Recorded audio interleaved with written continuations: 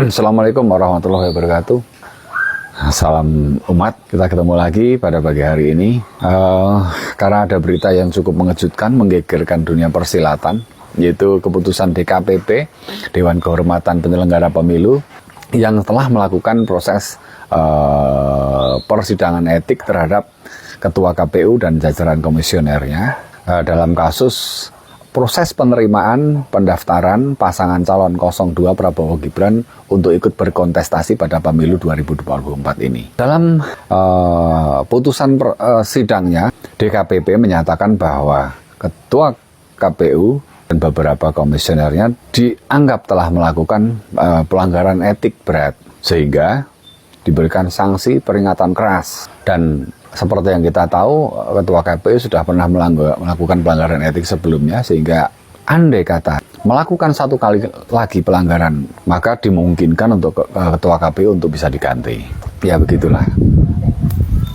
Namun ada pertanyaan yang mengusik masyarakat. Apakah keputusan DKPP ini memiliki implikasi hukum terhadap keikutsertaan paslon 02 dalam kontestasi politik 2024. Kita bisa sedikit memahami bahwa apa yang disidangkan oleh DKPP itu adalah pribadi seorang pejabat publik di dalam melaksanakan tugasnya. Jadi yang disidangkan itu adalah perbuatan pribadi di dalam melaksanakan tugasnya.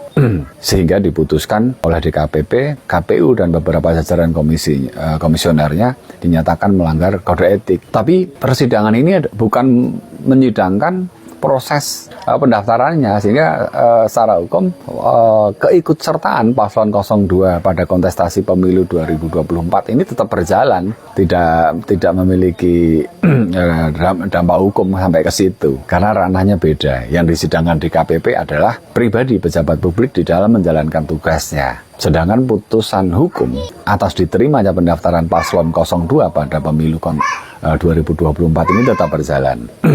Nah, terus bagaimana cara menyikapi seperti ini? Ya karena seperti kita tahu, ini bukan hanya sekali dua kali.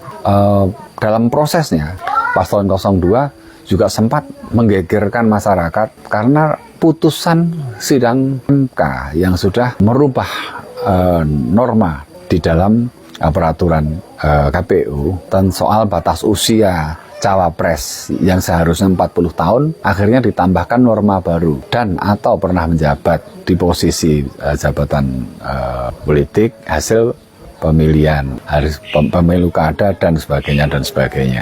Dan demikian juga di MK pun sudah dilakukan sidang MK ya, yang juga memutuskan bahwa ketua MK-nya dianggap sudah melakukan pelanggaran etik di dalam memutuskan perkara nomor 90 itu, sehingga Bapak Anwar Usman sebagai ketua MK diberhentikan. Sementara saat ini ketua KPU sebagai institusi negara yang menyelenggarakan pemilu juga diputuskan lewat DKPP sudah melanggar etik, tapi tidak berimplikasi hukum terhadap proses kontestasi. Menyikapi cukup bijak ketika paslon yang berkontestasi sudah melewati dua gerbang hukum yang dinyatakan terjadi pelanggaran etik berat di situ, masyarakat harusnya cukup cerdas. Pemimpin yang memiliki perkara yang menggegerkan dunia hukum dan politik di Indonesia tentunya harus diberikan sanksi sebagaimana mestinya. Terus caranya bagaimana?